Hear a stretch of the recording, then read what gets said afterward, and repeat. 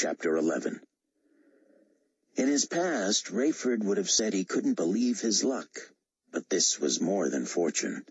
This assignment proved he was continually blessed by God.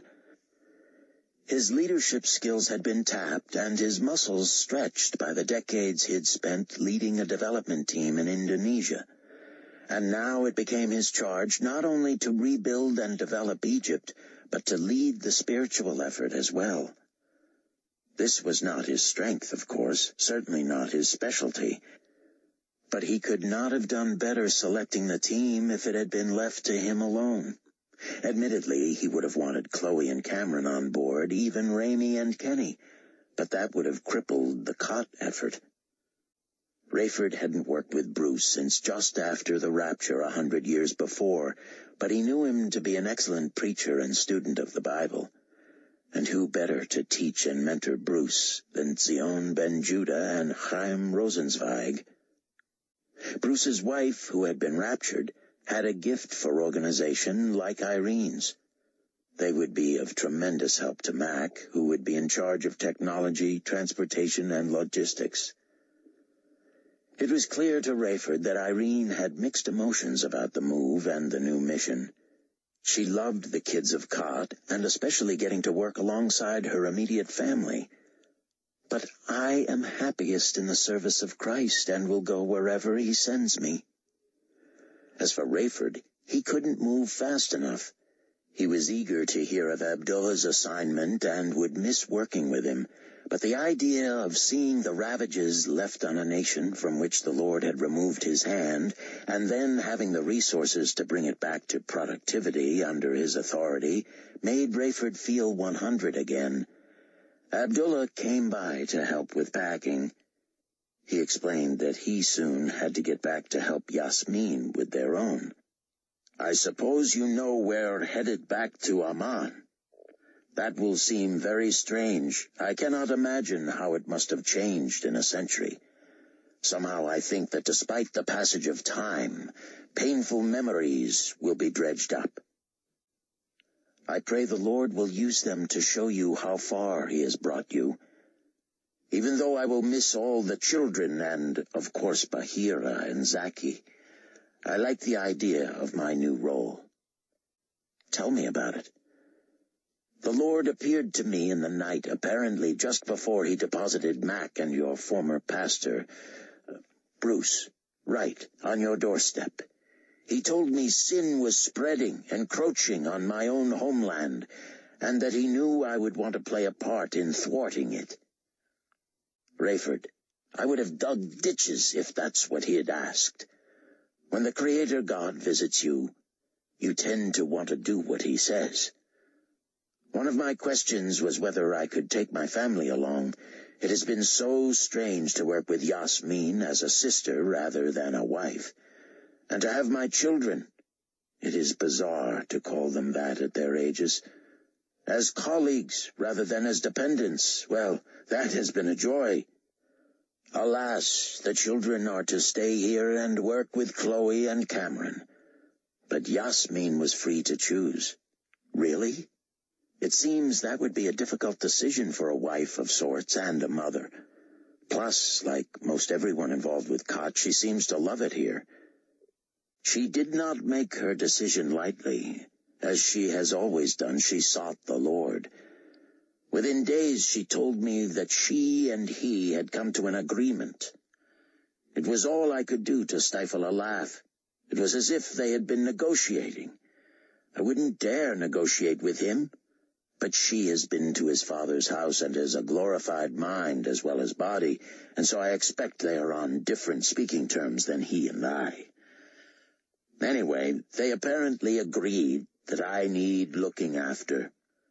And he told her before he told me that my assignment would be dangerous. I suppose he worries that I have grown soft since the tribulation." "Haven't you?" Abdullah laughed. "From flying you Trib Force crazies all over the planet for 7 years to working at a children's day camp, they seem equally demanding to me."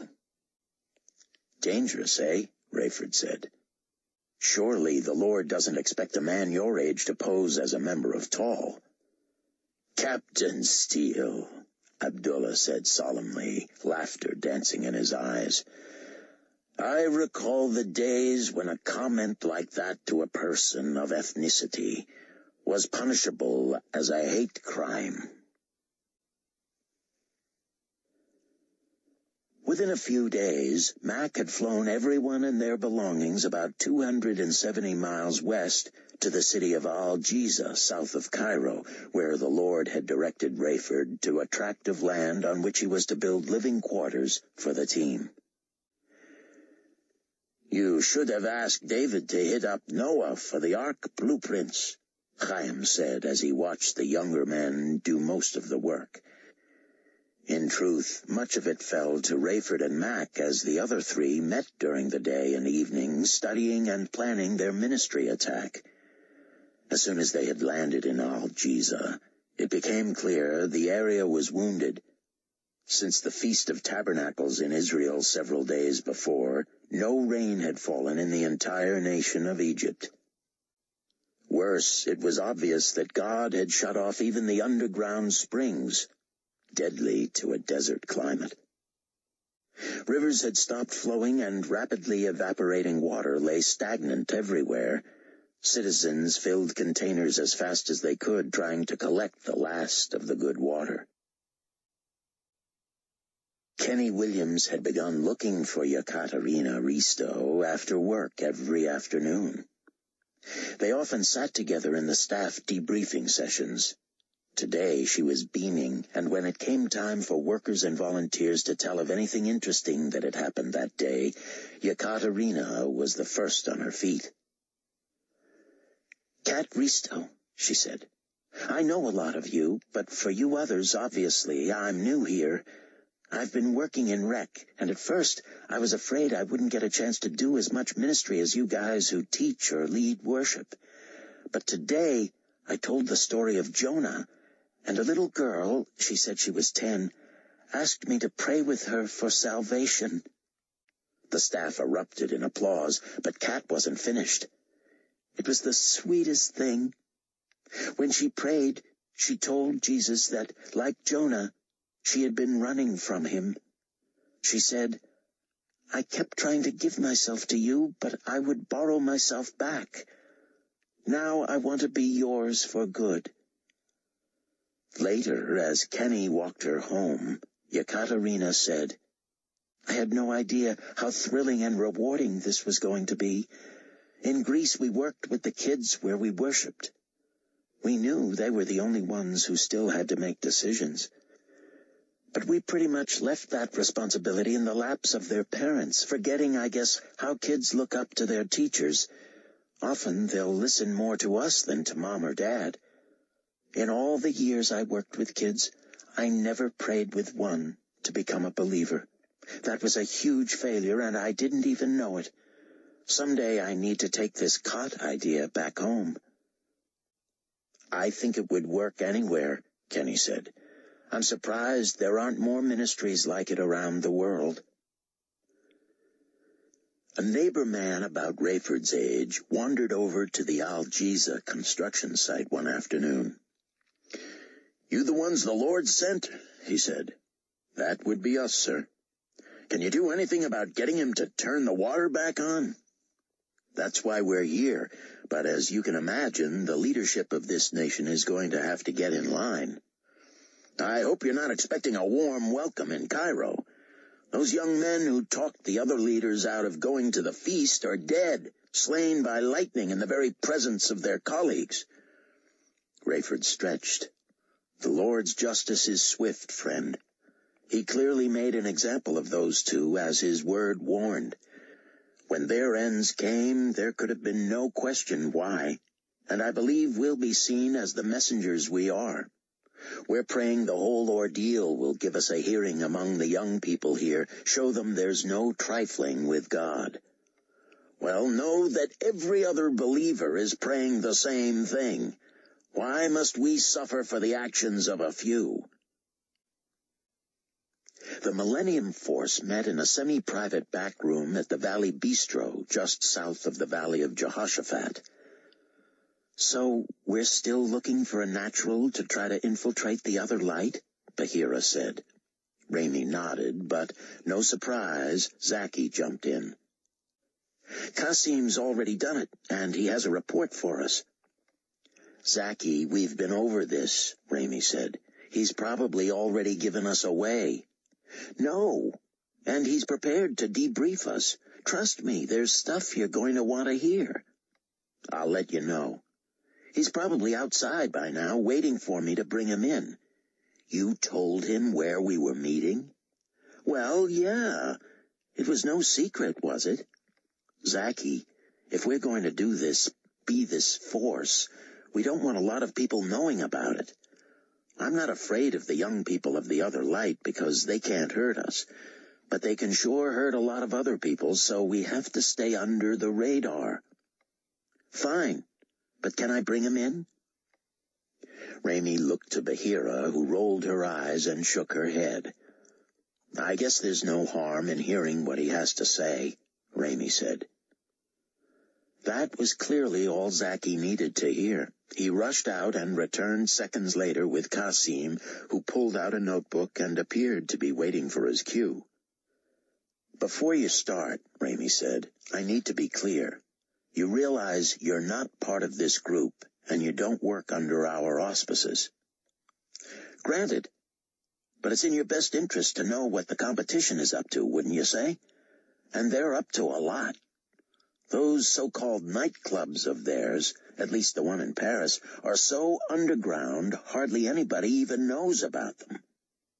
"Well, that makes sense," Kenny said. "No matter what they're doing in there, they're breaking every law on the books, and if they flaunted it, they'd be in deep trouble. Rumors say they have these dances and orgies and do a bunch of drugs, but unless they were just putting on a show for me, none of that was going on. They just meet there and talk and scheme and plan." "How'd you get in?" Kenny said.